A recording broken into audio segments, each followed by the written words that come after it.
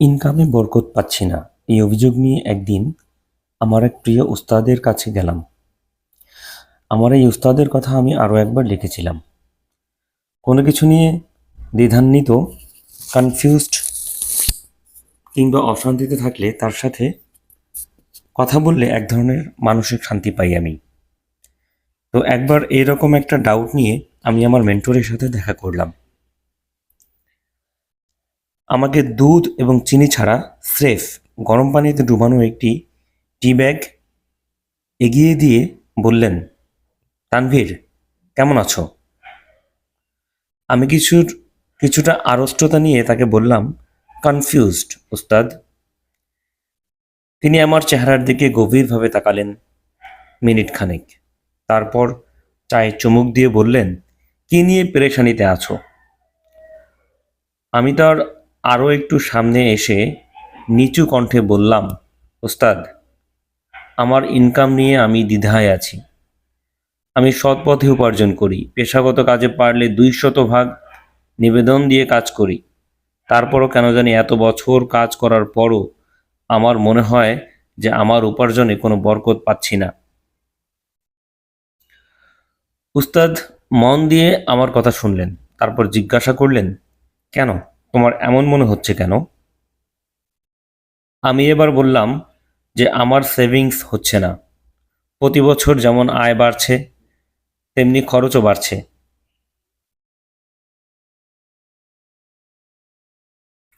উস্তাদ আবার কি মনে করে যেন আমার ডান হাতটা তার হাতে নিলেন। তারপর আবার গভীরভাবে আমার কপাল আর চোখের দিকে তাকালেন, প্রশ্ন করলেন, কিসের খরচ বাড়ছে তোমার?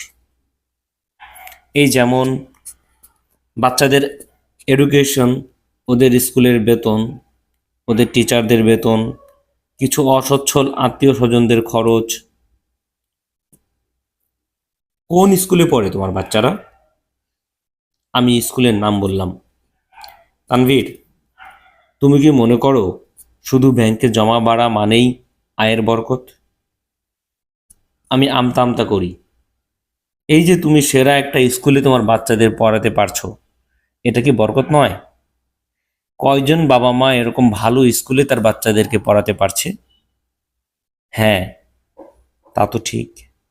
আমি মাথা নাড়ি। তোমার বাচ্চারা কেমন?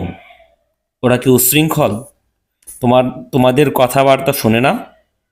না না উস্তাদ, খুব লক্ষ্মী বাচ্চা ওরা। এটা কি বরকত নয় তানভীর? জি অবশ্যই।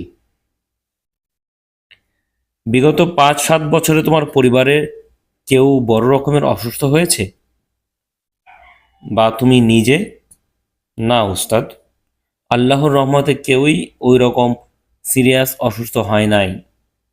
আমার স্ত্রী অসুস্থ হয়েছিল, আল্লাহর রহমতে দ্রুত সুস্থ হয়ে গেছে। হাসপাতালে ভর্তি করাতে হয়েছিল। হাসপাতালে ভর্তি করাতে হয়েছিল? না উস্তাদ, আল্লাহর রহমতে সুস্থ হয়েছে। এই যে তোমরা সুস্থ আছো, এটা কি বরকত না তানভীর? আমার মাথায় হাত রেখে জিজ্ঞাসা করেন তিনি। জি অবশ্যই, এটা একটি বরকত। তানভীর, তোমার স্ত্রী কেমন মানুষ? সে কি তোমার সাথে সদাচরণ করে? তোমার খেয়াল রাখে? সে কি উন্নত চরিত্রের নয়? না না উস্তাদ, সে অসাধারণ উন্নত চরিত্রের মানুষ। সে শুধু আমাকেই নয়, আমার সন্তানদের, আমার বাবার, আমার আত্মীয় স্বজনদেরও যত্ন নেয়। আর কি বরকত চাও তুমি? পরিবারের শান্তির চেয়ে বড় বরকত কি হতে পারে?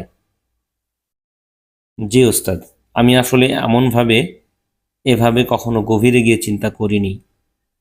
তোমার বাবা মা আছেন? মা নেই, বাবা আছেন। বাবা কি তোমার সাথে থাকেন নাকি আলাদা থাকেন? আমার সাথেই থাকেন উস্তাদ, আমার সাথে। তোমার বাবা তোমার সাথে থাকেন, এ যুগে বাবা মা সাথে থাকা কত বড় বরকত তানভীর, তুমি টের পাও না? টের পাই উস্তাদ, টের পাই। আব্বা সাথে আছেন, এটা অনেক বড় বারাকা ওস্তাদ। তিনি আর কথা বাড়ান না, আমাকে বুকে জড়াইয়া ধরেন, মাথায় হাত দিয়ে হাত বুলিয়ে দেন। তারপর বলেন, জীবনে টাকা পয়সা ধন সম্পদ বুদ্ধি শুধু বরকত নয়।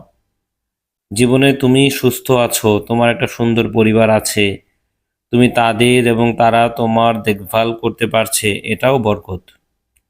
জীবনে তুমি সঠিক জ্ঞানের আলো পাচ্ছ, এটাও বরকত। আত্মীয় স্বজনের খবর নিতে পারছো, এটাও বরকত। প্রতিদিন বাবার চেহারা দেখতে পাচ্ছ, এটাও বরকত। তুমি টাকা পয়সা ব্যাংকে জমাইয়া কি এর চেয়ে বেশি বরকত পাবে তানভীর? উস্তাদ, আপনি ঠিক বলেছেন। তিনি আমাকে নিচ তলা পর্যন্ত এগিয়ে দেন। আমি তার কাছ থেকে বিদায় নিয়ে বের হয়ে পড়ি। গাড়ি স্টার্ট দিয়ে আমি প্যানারোমিক সানরুফটা খুলে দেই। তারপর গভীর কৃতজ্ঞতায় আকাশের দিকে তাকাই। সেদিন ছিল জ্যোৎস্না, রূপালি আলোয় ভেসে যাচ্ছে আকাশ। সানরুফের খোলা ছাদ দিয়ে আমি 2 হাত উপরে তুলে দাঁড়িয়ে যাই। তারপর দু চোখ বন্ধ করি। আমি অনুভব করি পৃথিবীর সব বরকত জড়িয়ে আছে আমায়।